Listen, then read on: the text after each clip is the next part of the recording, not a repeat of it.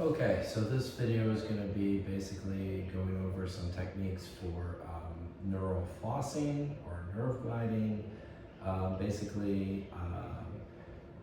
We have two major nerves that are coming out of our spine or low back that go to the sciatic in the rear that goes to a lot of the muscles throughout the leg, most of them. And then we have the femoral nerve that comes from more the groin area, and that goes into these quadriceps muscles. It kind of blends with another nerve into the inner thigh here. And so we've got basically those two neural pathways that can be bound up, pinched, obstructed, restricted. And so that can cause tensioning of the nerve, tugging on the nerve, especially if there's a irritation already existing that can cause some problems, some pain certainly, or numbness, tingling in certain portions of the leg, and even weakness in the muscles, or spasm, tightness and weakness, which can also be problematic. So like a lot of these kinds of problems, it may not be always super obvious as far as it may not be a really exaggerated pain, numbness, tingling kind of thing. But it could be muscle spasm, it could be just a pattern of overall tightness in those muscles. This could also be, postural, positional, due to patterns. But there could be some compression in the spine itself, or just a pattern of tightness or stress to these areas that might get things bound up.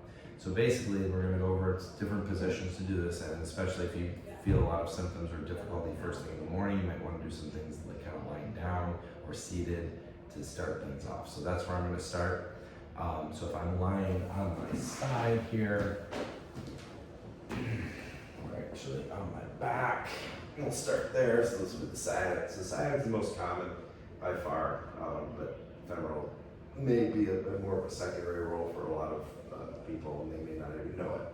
So if I'm looking at flossing by sciatic, I'm going to think nose and toes. So maybe if I can, I'm going to reach here. I can use a strap or a towel or something to help support.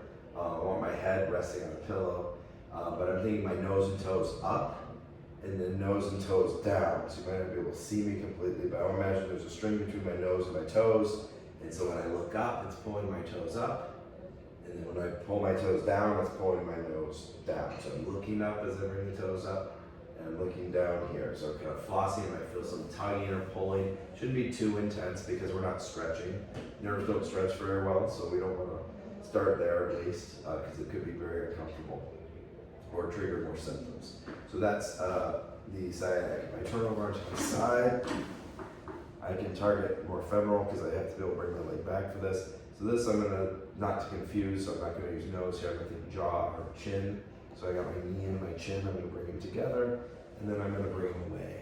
So I'm looking up and away, and then I'm kind of looking down towards my knee here as I bring it towards me.